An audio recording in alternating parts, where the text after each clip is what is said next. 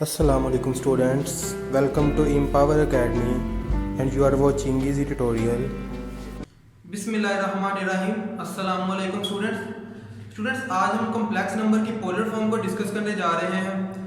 Students, कोई भी complex number है एक्स वाई, कॉम्प्लेक्स नंबर है जिसमें एक्स रियल पार्ट है और वाई इमेजिनरी पार्ट है, इसको पोलर फॉर्म में हम कैसे रिप्रेजेंट कर सकते हैं। बेसिकली पोलर फॉर्म होती है कि उस नंबर को हम आर और थीटा की फॉर्म में रिप्रेजेंट करें। स्टूडेंट्स, कोई भी कॉम्प्लेक्स नंबर है जैसा कि 2 + 3 होता, या इसका किस तरह लिख लें 2 3,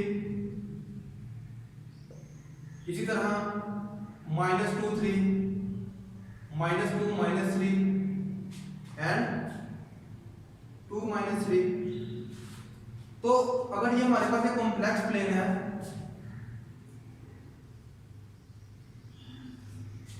जिसमें एक्सिस रियल एक्सिस होता है और वाई एक्सिस इमेजिनरी एक्सिस होता है, तो हम इन नंबर्स को देख के बता सकते हैं कि ये किस क्वाड्रेंट में लाई कर रहे हैं। जैसा कि 2 3 है, तो स्टूडेंट्स 2 3 में रियल और इमेजिनरी दोनों पॉजिटिव है, तो हम कहेंगे कि ये फर्स्ट क्वाड्रेंट में लाई कर रहा है। इसी तरह -2 3 है, मतलब कि x माइनस है, तो ये सेकंड क्वाड्रेंट में लाई करेगा। इसी तरह -2 -3 क्या थर्ड क्वाड्रेंट में लाई करेगा ये, और ये कॉम्प्लेक्स नंबर 2 -3 ये फोर्थ क्वाड्रेंट में लाई करेगा। लेकिन स्टूडेंट्स, अगर हम कोई भी कॉम्प्लेक्स नंबर ले लेते हैं इस कॉम्प्लेक्स प्लेन में, ये जस्ट सपोज किया है, हमें नहीं पता कि ये इस क्वाड्रेंट में है या नहीं, समझाने के लिए है। अगर हम इस कॉम्प्लेक्स नंबर को एक लाइन के थ्रू इस ओरिजिन से मिला दें, तो इसका जो ये रियल एक्सिस है पॉजिटिव एक्सिस, इसे हम एंगल मेजर करेंगे थीटा। इस थीटा की मदद से भी हम बता सकते हैं कि वो कॉम्प्लेक्स नंबर जो है वो किस क्वाड्रेंट में लाई कर रहा है। तो स्टूडेंट्स, अब हम पोलर फॉर्म को डिस्कस कर लेते हैं कि बेसिकली कॉम्प्लेक्स नंबर की पोलर फॉर्म क्या होती है। अगेन हम ये कॉम्प्लेक्स प्लेन ड्रा कर लेते हैं। इसमें एक्स एक्सिस रियल एक्सिस है और वाई एक्सिस इमेजिनरी एक्सिस है। स्टूडेंट्स, इसमें कॉम्प्लेक्स नंबर सपोज कर लें जो कि हमारे पास है एक्स वाई।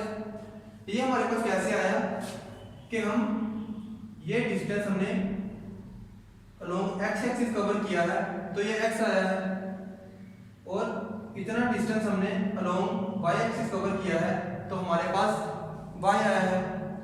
तो स्टूडेंट्स, ये जो लेंथ है ये इस एक्स एक्सिस के पैरेलल है, तो इसको हम नाम दे देंगे एक्स का। अगर हम इस पॉइंट को इस ओरिजिन से मिला दें, तो ये लेंथ, इसको नाम दे दें ए का, तो ये लेंथ हमारे पास क्या होगी, ये हमारे पास एक रेडियल वेक्टर होगा। स्टूडेंट्स, आप देख सकते हैं कि ये जो, अगर इस पॉइंट को हम बी कह दें, तो ये ए बी इस ओ बी के ऊपर के साथ 90 का एंगल बना रहा है, यानी कि ये ए बी परपेंडिकुलर है ओ बी पे, तो ये एंगल क्या हुआ 90 का। स्टूडेंट्स, इसमें टोटल 3 एंगल हैं, तो कोई भी ट्राइंगल की डेफिनेशन क्या है जिसमें होते हैं 3 एंगल्स, तो इसमें क्या है 3 एंगल। लेकिन स्टूडेंट्स, अगर किसी भी ट्राइंगल में एक एंगल 90 का हो, तो उसे हम क्या कहते हैं राइट एंगल ट्राइंगल। तो ये हमारे पास क्या होगी, एक राइट एंगल ट्राइंगल। इसको हम कुछ बाहर ड्रा कर लेते हैं ऐसे प्लेन से हटके।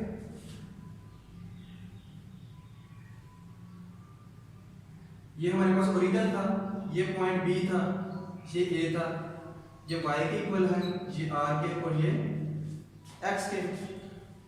ये एंगल 90 का है, तो हमने बोला कि ये हमारे पास राइट एंगल ट्राइंगल है।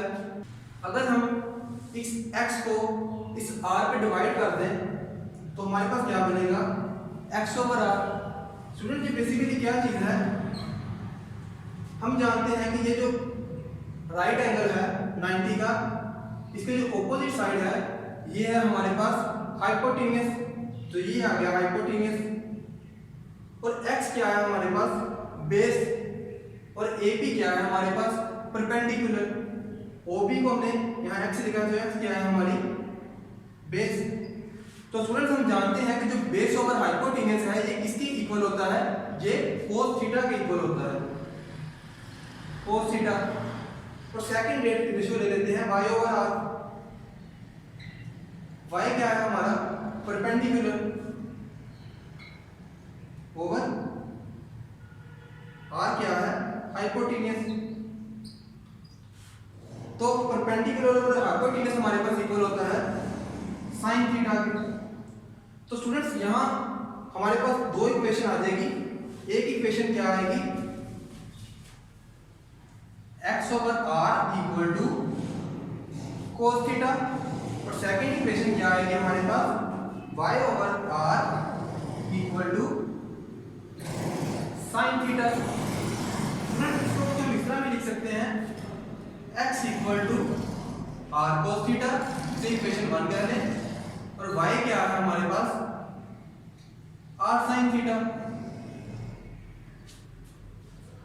स्टूडेंट्स हमने ये कॉम्प्लेक्स नंबर लिया था, इस कॉम्प्लेक्स नंबर को हमने ऑर्डर पेयर में लिया था। अगर हम इसको कुछ इस तरह लिखना चाहें, x प्लस क्योटा y, तो इसमें इस x की वैल्यू पुट कर दें और y की वैल्यू पुट कर दें, हमारे पास क्या आएगा, x की वैल्यू है r cos theta plus Kyoto, और y की वैल्यू हमारे पास क्या है, r sin थीटा।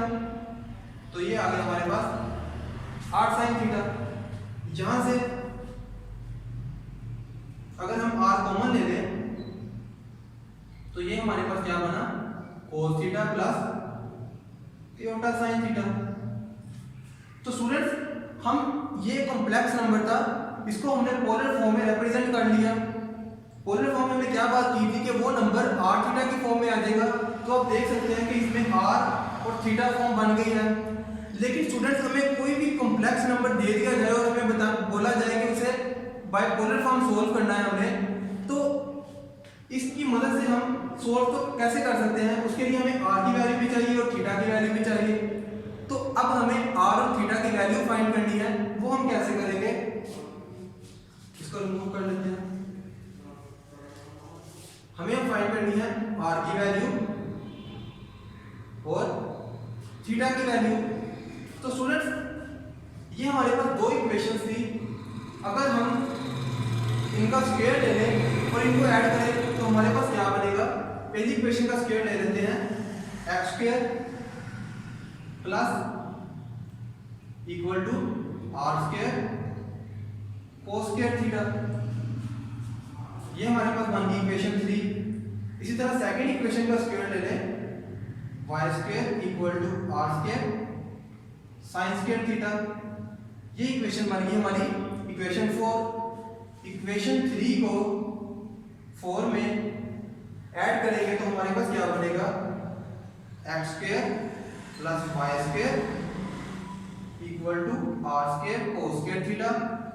क्योंकि लेफ्ट हैंड साइड इस लेफ्ट हैंड साइड में ऐड होगी और राइट हैंड साइड इस राइट हैंड साइड में, तो हमारे पास बनेगा r स्क्वायर sin थीटा। अगर हम r स्क्वायर को कॉमन ले लें तो ये हमारे पास आता है cos square theta plus sin square theta, जो कि हम जानते हैं कि cos square theta plus sin square theta किसके इक्वल होता है, 1 के। तो ये हमारे पास आ गया सिंपल r स्क्वायर, क्योंकि r स्क्वायर को जब 1 से मल्टीप्लाई करेंगे तो हमारे पास r स्क्वायर आएगा।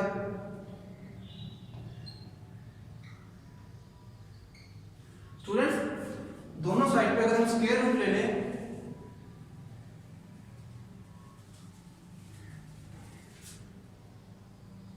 तो हमारे पास क्या बनेगा, r square equal to x square plus y square.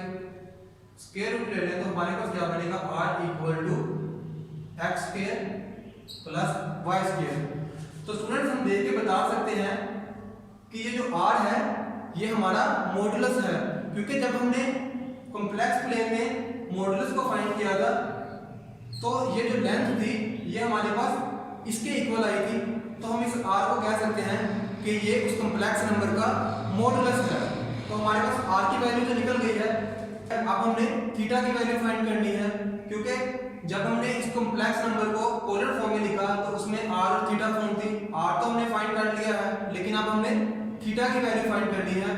तो वो क्या है स्टूडेंट, उसके लिए आप इक्वेशन 2 को इक्वेशन 1 पे डिवाइड करेंगे। इक्वेशन जब इनको डिवाइड करेंगे तो लेफ्ट हैंड साइड के साथ डिवाइड होगी और राइट हैंड साइड के साथ। मीन ये कुछ ये बनेगा y over x equal to r sine theta over r cos theta. ये r से कैंसिल हो गया, तो हम जानते हैं कि sine theta over cos theta किसके इक्वल होता है, tan थीटा के। y over x equal to tan theta. यहाँ से हमें थीटा की वैल्यू फाइंड करनी है, तो tan इस साइड पे जाके क्या हो जाएगा, इनवर्स। ये हमारे पास क्या आ गया, tan inverse y over x। मतलब कि स्टूडेंट्स अगर आपको कोई भी कॉम्प्लेक्स नंबर दिया जाए तो इसकी पोलर फॉर्म कुछ यूं होगी। उसके मतलब हमने r और थीटा की वैल्यू ये इस फार्मूले से फाइंड कर लेनी है।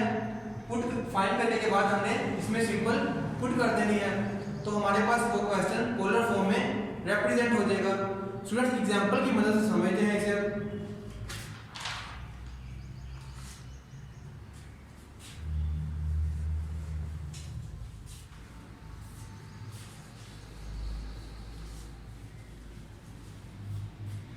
हमारे पास कोई भी कॉम्प्लेक्स नंबर है 1 प्लस √3 एओटा, इसको हमने रिप्रेजेंट करना है पोलर फॉर्म में। तो हमने फार्मूला पढ़ा था कि अगर हमारे पास कोई भी कॉम्प्लेक्स नंबर हो उसको हम पोलर फॉर्म में कैसे लिख सकते हैं, r cos theta plus aorta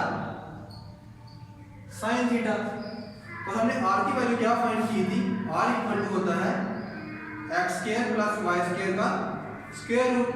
और थीटा की वैल्यू क्या आई थी हमारे पास, theta equal to tan inverse y over x। तो स्टूडेंट्स हमारे पास ये क्वेश्चन है, इसमें हम देख सकते हैं कि जो हमारा x है वो है 1 और y क्या है, स्क्वायर रूट 3। इस क्वेश्चन को हम पोलर फॉर्म में कैसे लिखेंगे, पोलर फॉर्म में ये कुछ यूं बनेगा। हमने इसको इस फॉर्म में लिखना है, तो हमें r और थीटा की वैल्यू चाहिए। हम ये वैल्यू इस फार्मूले में पुट करेंगे तो हमारे पास r और थीटा की वैल्यू फाइंड हो जाएगी। x की क्या वैल्यू है 1 का स्क्वायर प्लस y की वैल्यू क्या है, स्क्वायर रूट 3 का स्क्वायर। ये इससे कैंसिल हो जाएगा, तो हमारे पास क्या बचेगा 1 + 3 = 4। जब हम 4 का स्क्वायर रूट लेंगे तो वो हमारे पास क्या आएगा 2। मतलब r की वैल्यू हमारी 2 आ गई है। अब हमने थीटा की वैल्यू फाइंड करनी है, तो स्टूडेंट्स थीटा क्या है, tan inverse y over x। हमारा y है स्क्वायर रूट 3 ओवर 1। तो अब कैलकुलेटर की मदद से भी ये tan इनवर्स स्क्वायर रूट 3 की वैल्यू निकाल सकते हैं। वो डिग्री में कुछ यूं होगी कि वो 60 डिग्री आएगी। तो स्टूडेंट्स हमारी पोलर फॉर्म क्या थी, r cos theta plus aorta sine theta.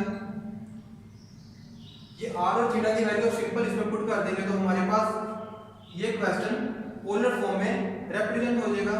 r की वैल्यू क्या आई है हमारे पास 2, cos थीटा की वैल्यू क्या आई है 60 प्लस एओटा साइन 60। तो स्टूडेंट्स मैंने आपको बताया था कि अगर उस कॉम्प्लेक्स नंबर है, इसको अगर हम पोलर फॉर्म में रिप्रेजेंट करें तो थीटा की मदद से हम बता सकते हैं कि वो किस क्वाड्रेंट में लाई कर रहा है। तो स्टूडेंट्स देखें, हमें पता है कि ये दोनों वैल्यू x भी पॉजिटिव है और y भी पॉजिटिव है, तो ये मतलब फर्स्ट क्वाड्रेंट में लाई कर रहा है। लेकिन इस एंगल की मदद से भी बता सकते हैं कि ये कॉम्प्लेक्स नंबर किस क्वाड्रेंट में लाई कर रहा है। ये एंगल यहाँ तक ये 0 है और ये 90 है और 60 इसी क्वाड्रेंट के बिटवीन होगा। तो स्टूडेंट्स हम थीटा की मदद से भी बता सकते हैं कि वो कॉम्प्लेक्स नंबर किस क्वाड्रेंट में है। तो स्टूडेंट्स ये थी पोलर फॉर्म में रिप्रेजेंटेशन कॉम्प्लेक्स नंबर की। अगर आपको इस टॉपिक में किसी भी डिफिकल्टी का सामना हो कमेंट बॉक्स में जरूर पूछिए। अपना ख्याल रखिए, हमें भी दुआओं में याद रखिए। अल्लाह हाफिज।